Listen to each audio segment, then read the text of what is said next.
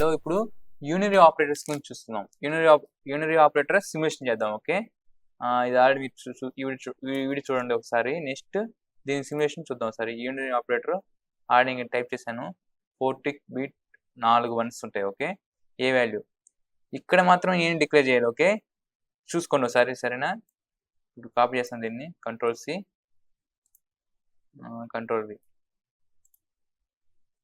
Control Z. Okay, చూడండి ఒకసారి. My design module అంతా అయింది. రన్ చేస్తుంది దీన్ని ఒకసారి. రన్ చేస్తే చూడండి output. Run simulation, run behave simulation.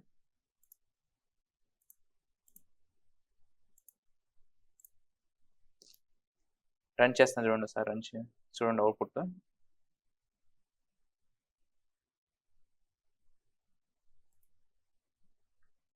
చూడండి ఇక్కడ 4 వన్స్ ఉన్నాయి.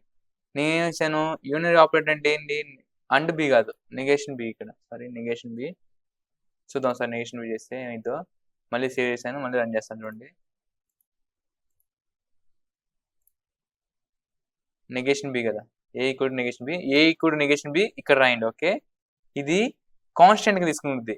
ఇది వేరియబుల్, ఏ అనేది చేంజ్ అవుతుంది ఇప్పుడు. అందుకని బి అనేది కాన్స్టెంట్ కాదు, ఇంటిజర్లో కాన్స్టెంట్ కాదు.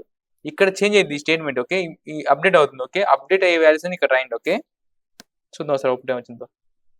చూడండి, ఏ వాల్యూ 111. ఓకే, ఏ వాల్యూ 111 ఉన్నాయి. ఏ నెగేషన్ చేశాను. సో ఈ వన్స్ అన్ని జీరోస్ అయిపోయినాయి, జీరోస్ అన్ని వన్స్ అయిపోయినాయి. ఇప్పుడు ఏం చేశాను నేను, ఇక్కడ 0 పెడతాను ఒకసారి.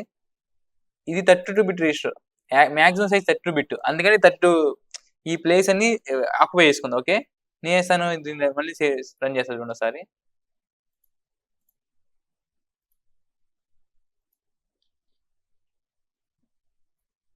జీరో ప్లేస్ చేస్తే ఆ జీరోస్ అన్ని ఎలిమినేట్ అయిపోతాయి. చూడండి ఒకసారి.